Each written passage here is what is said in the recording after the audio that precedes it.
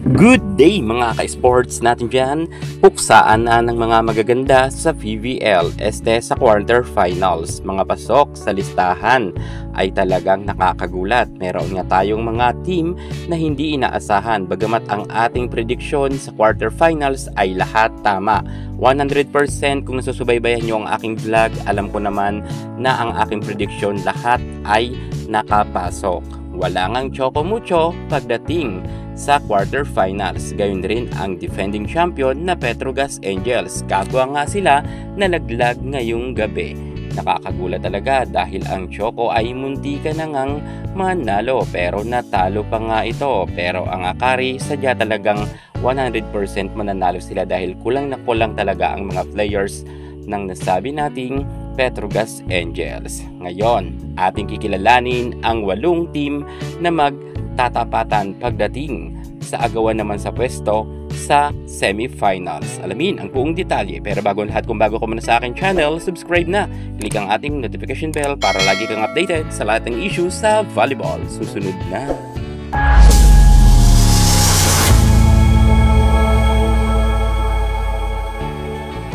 Marami talagang nagulat na mga netizen, lalo't kanina nga ay natalo ang Choco Mucho at ang Petrogas Angels. Siguro ang Petrogas ay dahil marahil wala nga si Brock Vansikel at MJ Phillips, kung kaya hindi na tayo magugulat na matatalo nga sila ng Akari. Well, bawi na nga lang sila sa Invitational Conference at sa Reinforced Conference. Baka mag-champion muli ang nasabi nating Petrogas. Boss Dina Wong, hindi rin nakapasok ang kanyang team kasama nga ni Coach Di Brito. Ang Alas Pilipinas ay kanyang alagang-alaga pero ang Capital One talagang hindi nga nakaporma pagdating sa PVL on tour. Well, marami talagang mga nakakagulat na eksena pagdating nga sa PVL. Lalo na ang kupunan nga ni Eliza Valdez ay nasa number 1 standing kung saan pasok nga pagdating sa Final 8 kung saan ang 8 players nga na magpupuksaan at mag-aagawan ang laglagan nila ay magaganap na rin, malapit na. 4 ang aabanti sa semifinals at ang 4 ay tuluyan na rin magpapaalam. Well, dahil quarterfinals na ito at 4 na pwesto lang ang sa semifinals, kaya hindi rin dito magpapadaig ang Next Slide Chameleons na nakapasok na rin sila sa Final 8. Sa quarterfinals, dito na talaga magkakaalaman at susubukin kung gaano talaga kalakas ang Next Slide Chameleons. Ngayon lang nga sila nakapasok sa quarterfinals. Sa tingin nyo, aabante kaya sila sa semifinals? Well, makikipag-agawan rin sa semifinals ang nasabi nating Signal HD Spikers. Isa sa mga malakas na team ang Signal at kitang-kita naman natin na isa talaga sila na pwedeng pangilagan ng kanilang makakalaban.